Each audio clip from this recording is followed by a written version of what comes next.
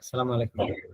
সাধারণত যেটা হয় যে আমরা যখন কোনো প্রতিষ্ঠানে আমরা যখন কোথাও কোথাও কোনো ক্লাস নিতে যাই, তখন আমরা জিজ্ঞাসা করি যে আজকে কোন কি বিষয়ে পড়া হবে আমাদের, অথবা জিজ্ঞেস করি আজকে কত পৃষ্ঠায় যেন পড়া, অথবা জিজ্ঞাসা করি যে আমাকে একটু স্মরণ করিয়ে দাও তো যে আজকে কি পড়াতে হবে। এভাবে যখন আমরা ক্লাসে ঢুকি, স্টুডেন্টদেরকে জিজ্ঞাসা করি পড়া সম্পর্কে, তখন ক্লাস আসলে ঝিমিয়ে পড়ে এবং তাদেরকে আর কিছুতেই আপনি মনোযোগী করতে পারবেন না। তাহলে আমরা এখন কি করতে পারি? আমাদের লেসন প্ল্যান থাকবে, সেই লেসন প্ল্যান অনুযায়ী আমরা শিক্ষার্থীদের পড়াবো। লেসন প্ল্যানের মধ্যে আমরা প্রথমে চিন্তা করে বের করব যে আমাদের শিখন ফল কি। উদাহরণস্বরূপ আমরা দেখতে পারি যে ক্লাস থ্রির একটি লেসন প্ল্যান ওপেন করা আছে। এখানে দেখা যাচ্ছে by the end of the lesson students will be able to, আজকের এই ক্লাস শেষে স্টুডেন্টদের তিনটি আউটকাম অর্জিত হবে। এই তিনটি আউটকাম সম্পর্কে আমার আগে থেকে প্রস্তুতি থাকবে এবং আমার ধারণা আগে থেকে ক্লিয়ার থাকবে। আরেকটি বিষয় হচ্ছে যে আজকে বা টিচার যখন ক্লাসে প্রবেশ করবেন তখন ম্যাথমেটিক্স এর ক্লাসে তিনি যে যাবেন, তিনি জানবেন যে আসলে ৭৮ এবং ৭৯ পৃষ্ঠা তিনি পড়াবেন এবং ৮২ পৃষ্ঠা থেকে কিছু প্রশ্ন হয়তো বা তিনি কভার করবেন আজকের এই ক্লাসে। লেসনের টাইটেল হচ্ছে, এই হচ্ছে আজকের পাঠের অধ্যায়ের নাম। ক্লাসটি ৩৫ মিনিটের। এতটুকু প্রিপারেশন যখন একজনের কাছে থাকবে বা এই নোটটুকু যখন একজনের কাছে থাকবে, তখন কিন্তু তিনি ক্লাসে অনেক প্রস্তুতি সহকারে প্রবেশ করছেন, এটি কিন্তু স্টুডেন্টসরা টের পেয়ে যাবে এবং স্টুডেন্টসরা বুঝবে যে একজন শিক্ষক ভালোভাবে ক্লাসে প্রস্তুতি নিয়ে আসছেন বা এসেছেন, এবং কি কি ম্যাটেরিয়ালস তার সঙ্গে থাকবে সেটিও কিন্তু এখানে লিখে আছে। আচ্ছা, এখন একজন শিক্ষকের পক্ষে এত কিছু, মানে একজন শিক্ষক ক্লাসে দৈনিক ৫-৬টি ক্লাস পরিচালনা করেন, ৫-৬টি ক্লাস নেন, সবগুলো ক্লাসের জন্য এইভাবে ডিটেলসে লেসন প্ল্যান করা আসলে একটু কঠিন। যদি অন্য কেউ করে না দেন, যদি নিজে তৈরি করতে হয় তাহলে একটু কঠিন হয়ে যায়। এবং দেখুন এই লেসন প্ল্যানটি কিন্তু বেশ গোছালো এবং ওয়ার্কশিট সহ। যদি আমরা ওয়ার্কশিট দেখি যে তিনি সিডব্লিউ তে কি ওয়ার্কশিটটা দিবেন, সিডব্লিউ তে আমরা দেখতে পাচ্ছি যে এই ওয়ার্কশিট তিনি দিবেন। এখানে অনেকগুলো বাস্কেট এবং এক একটি বাস্কেটে কয়েকটি আমের ছবি আছে, সেইগুলো তিনি দিয়ে তাদেরকে পরীক্ষা করবেন, ক্লাস ওয়ার্ক তিনি করবেন এবং প্রবলেম সলভিং করবেন। এবং এসডব্লিউ তে তিনি কি ওয়ার্কশিট দিবেন বা কি বাড়ির কাজ দিবেন সেগুলো কিন্তু এখানে খুব ভালোভাবে লিখা আছে। এভাবে যখন একজন শিক্ষকের প্রস্তুতি থাকবে তখন ওই ক্লাসটি খুব আনন্দের সাথে কাটবে শিক্ষকের এবং শিক্ষার্থীদের। এখন এইটা প্রস্তুত করার দায়িত্ব কার, কে তৈরি করে দিবে? এটি অবশ্য যদি মানে কেউ একা করতে চায় এটা তার জন্য অনেক কঠিন কাজ। একাকে এরকম একটি প্ল্যান তৈরি করা অনেক কঠিন কাজ। তো প্ল্যান তৈরি করার আগে আপনাদেরকে একটা জিনিস আমি বলি, সেটা হচ্ছে, ধরুন এখানে লক্ষ্য করুন উপরে বাম কোণায়, এই পৃষ্ঠার উপরে বাম কর্নারে আমার যদি মাউস পয়েন্টার খেয়াল করেন তাহলে দেখুন এখানে লেখা আছে ইউনিট 40, 40তম ইউনিট। এবং এখানে লেসন 1 থেকে 2 লিখা আছে, গার্মেন্ট ওয়ার্কার্স ডে, লেসন 1 থেকে 2 লিখা আছে। তো এখান থেকে আমরা আর জিনিস দেখি যে আমরা যে ক্লাসে প্রবেশ করে টপিক বলে ক্লাস নেওয়া শুরু করি, এটা ঠিক না। প্রমাণ হচ্ছে এখানে দেখুন একটি লেসন বা একটি ইউনিট শুরু হয়েছে কিন্তু একটি ছবি দেখানোর মাধ্যমে। তাহলে আমরাও ক্লাসটি এভাবেই নিব, তাদেরকে উদ্দীপ্ত করব এবং এঙ্গেজ করে তাদের মনোযোগ আকৃষ্ট করে আমরা যদি ক্লাসটি পরিচালনা করি তাহলে শিক্ষার্থীদের জন্য ভালো হয়।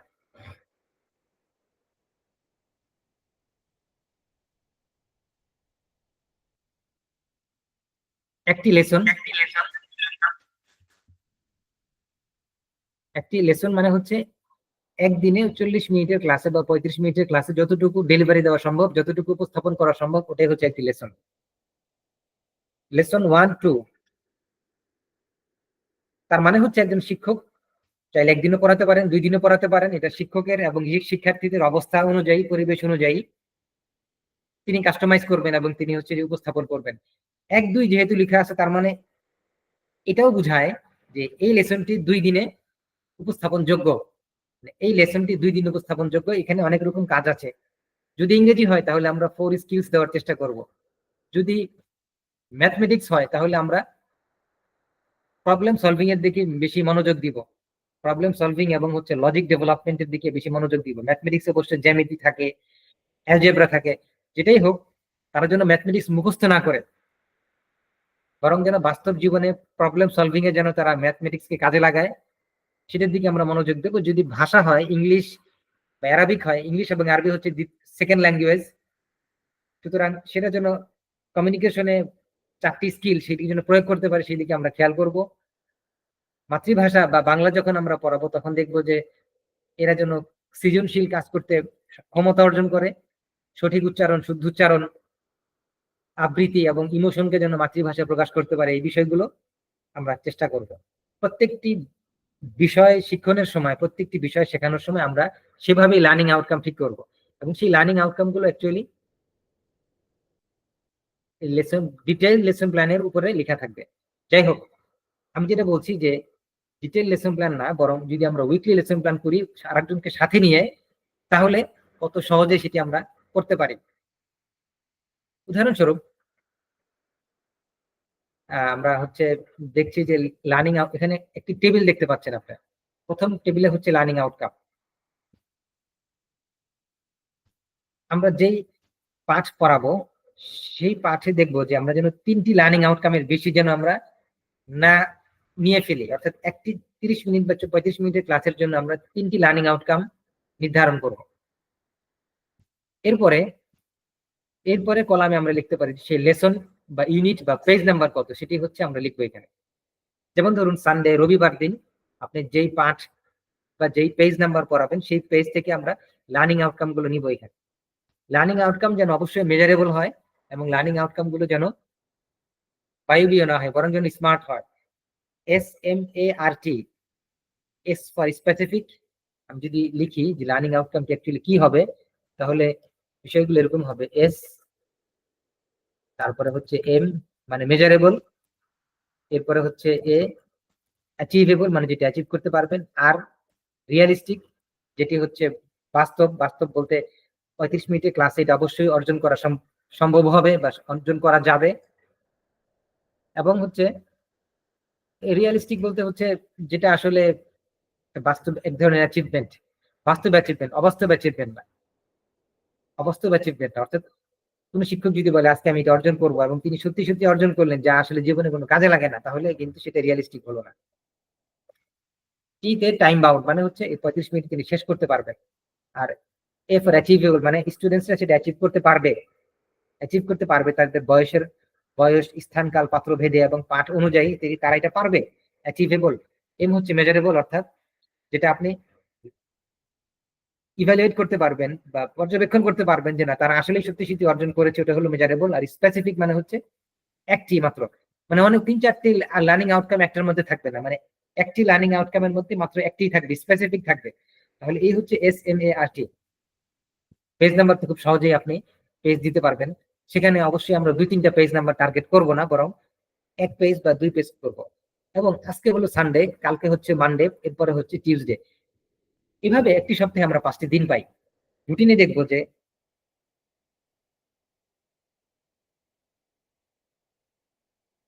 এই সামনে যদি পরীক্ষা থাকে বা বিশেষ করে পরীক্ষা থাকে, তাহলে সেই পরীক্ষাকে কেন্দ্র করে আমরা পৃষ্ঠা নাম্বার গুলোকে বিভাজন করে, কর্মদিবস অনুযায়ী এই পৃষ্ঠাগুলোকে বিভাজন করে আমরা এক একটি লেসন বা পেজ নির্ধারণ করব। টিচিং মেথডস এন্ড ম্যাটেরিয়ালস এই কলামে টিচিং মেথডস এন্ড ম্যাটেরিয়ালস এর মধ্যে আপনাদেরকে একটি উদাহরণ দেই। এখানে দেখুন ম্যাটেরিয়ালস এর মধ্যে লিখা আছে, মেথডের মধ্যে লিখা আছে যে শিক্ষক কি করবেন অ্যাকচুয়ালি। এখানে নাম্বার কার্ডস দেখতে পাচ্ছেন, কাউন্টিং অবজেক্টস, অর্থাৎ তিনি এই ক্লাসটি কিভাবে উপস্থাপন করবেন।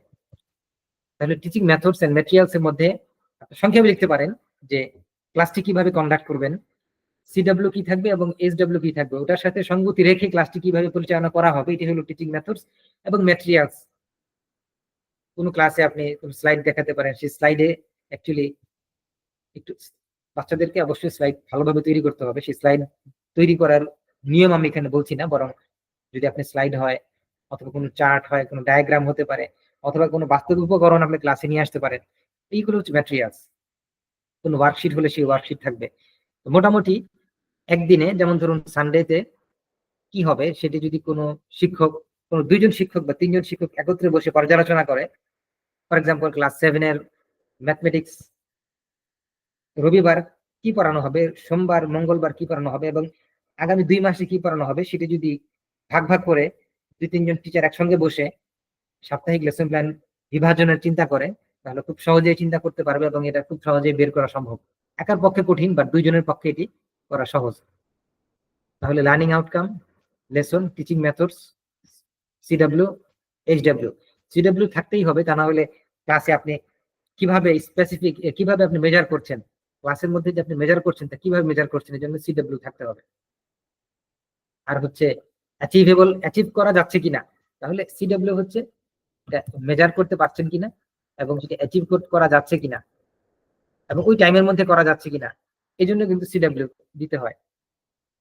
আর এটার পরিপূর্ণতা আসে, এই একটি লেসনের পরিপূর্ণতা আসে যখন হোমওয়ার্ক করতে দেওয়া হয়। আমরা লেসন প্ল্যানের মধ্যে হোমওয়ার্ক রাখবো, লেসন প্ল্যানের মধ্যে হোমওয়ার্ক রাখবো। প্রত্যেক ক্লাসে লেসন প্ল্যান দেওয়া হবে কিনা, প্রত্যেক ক্লাসে লেসন প্ল্যান দেওয়া হবে কিনা সেই বিষয়টা হচ্ছে যখন ক্লাস পড়ানো শুরু করবেন, যখন এই লেসন প্ল্যান অনুযায়ী, উইকলি লেসন প্ল্যান অনুযায়ী ক্লাস পড়ানো শুরু করবেন, তখন যিনি লিড টিচার থাকেন বা যিনি কোঅর্ডিনেটর থাকেন, তিনি বিষয়টা বিবেচনা করবেন যে প্রত্যেক ক্লাসেই হোমওয়ার্ক দিলে স্টুডেন্টদের জন্য সেটা বার্ডেন হচ্ছে কিনা। তবে আমরা চেষ্টা করব হোমওয়ার্কের উপর নির্ভরশীল না হয়ে ক্লাস সিডব্লিউ এবং হচ্ছে টিচিং মেথডস এন্ড ম্যাটেরিয়ালস, এগুলো দিয়ে সুন্দরভাবে একটি ক্লাস পরিচালনা করার জন্য প্রিপারেশন নিয়ে ফেলা। তো এই হচ্ছে মোটামুটি বলার বিষয়, আপনাদের যেন সহজে লেসন প্ল্যান তৈরি করতে পারেন, উইকলি লেসন প্ল্যান তৈরি করা যায়। আর এই জন্য আমি উপস্থাপন করলাম। ধন্যবাদ। সালাম আলাইকুম।